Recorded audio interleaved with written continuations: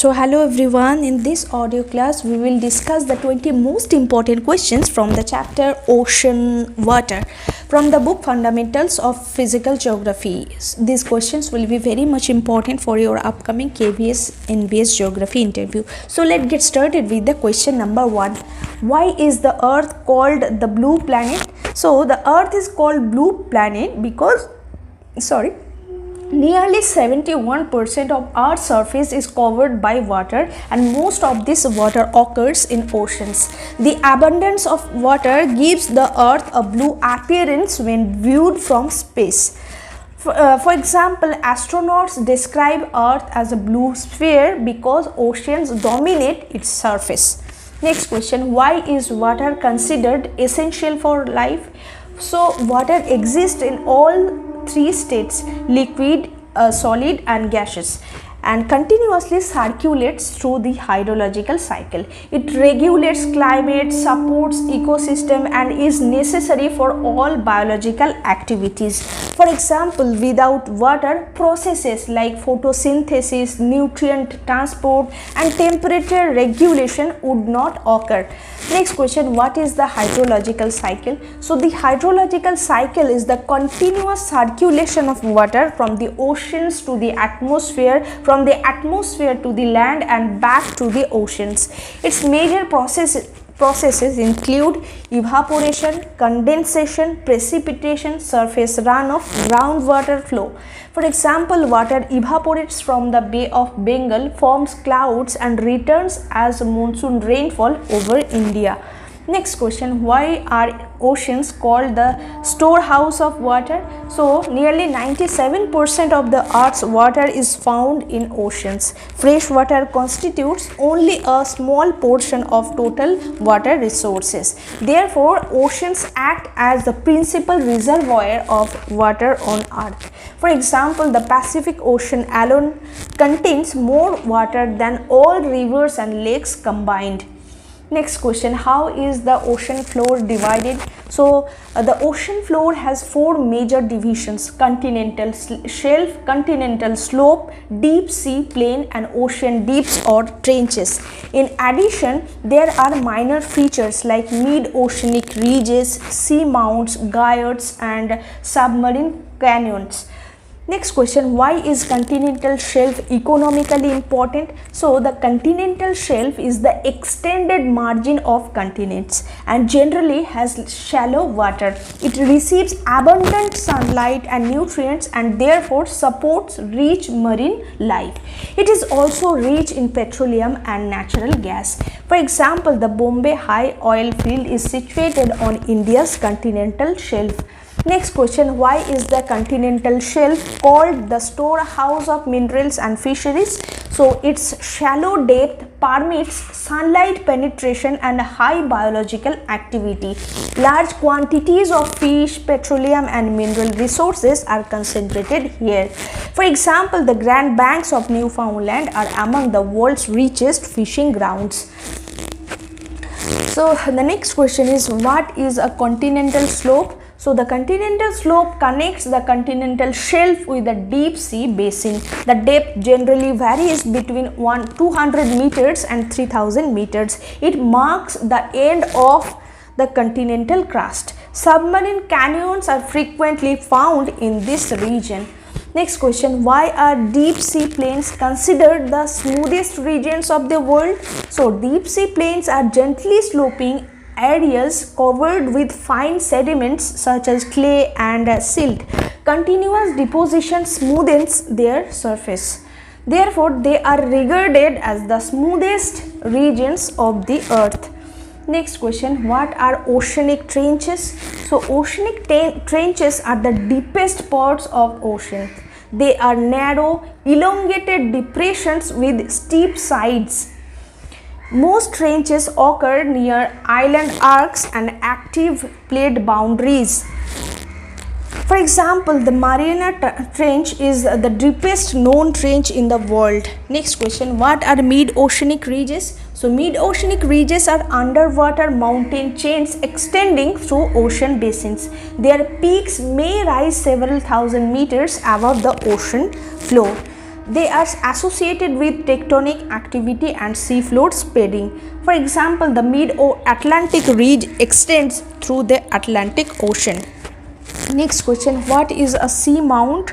So a seamount is an isolated submarine mountain with a pointed summit that does not reach the ocean surface.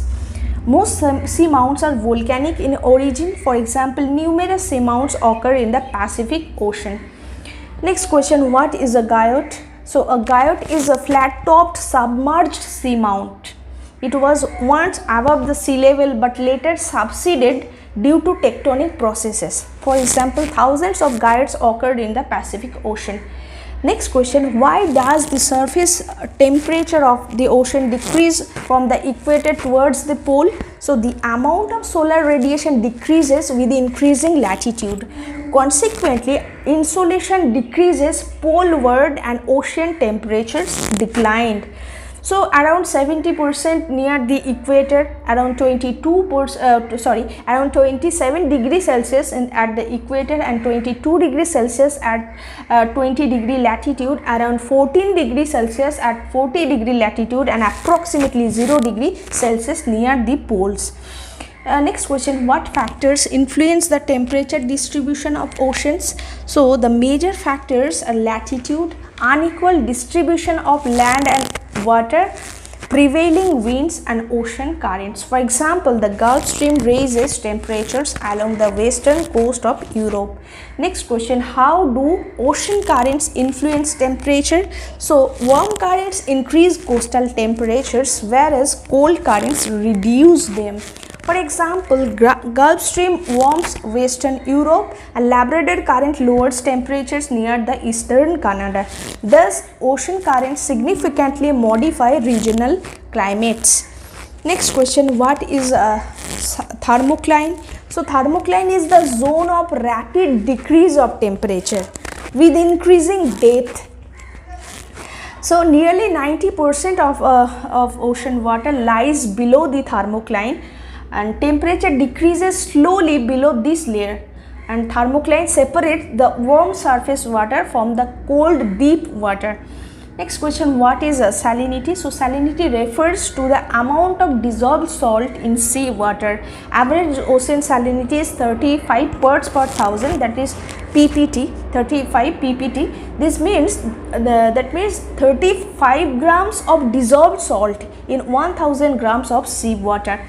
Next question, what factors influence salinity? So major factors are evaporation, fresh water inflow from rivers, freezing and thawing of ice, and winds, ocean currents. For example, Red Sea has very high salinity because evaporation is high and fresh water inflow is very low. Next question, why is salinity highest between 20 degree and 30 degree latitudes? Because the subtropical belts experience high temperature, high evaporation, descending dry air, very little rainfall, and evaporation exceeds precipitation, salinity becomes maximum. And highest salinity generally occurs between 20 degree to 30 degree latitudes. For example, the North Atlantic subtropical region has very high salinity. So there are some factual questions from the chapter. What percentage of Earth's surface is covered by water? 71%. What percentage of Earth's water is found in oceans? 97%. What is the average salinity of seawater? 35 ppt. So how much salt is present in 1000 gram of seawater? That is 35 gram average. So what is the average temperature of surface water at equator? 27 degrees Celsius. What is the approximate temperature near the poles? 0 degrees Celsius. So between which latitude which latitudes is salinity generally highest, 20 to 30 degree latitudes. Which is the deepest ocean trench, that is Mariana Trench. Which oceans has maximum number of seamounts and gyres, that is Pacific Ocean. Which oceanic feature is known as smoothest region of the earth, deep sea plain. What is the depth range of continental slope, approximately 200 meter to 3000 meter. Which oceanic feature contains rich petroleum deposits, continental shelf. Which warm current moderates the climate of Western Europe, that is Gulf Stream. Which cold current cools Eastern Canada, that is Labrador Current. What separates warm surface water from the cold deep water, that is thermocline. There is a bonus closing statement from this chapter. The oceans are not merely bodies of water. They regulate climate, control hydrological cycle, influence temperature and salinity patterns, support marine resources and make the earth a habitable planet.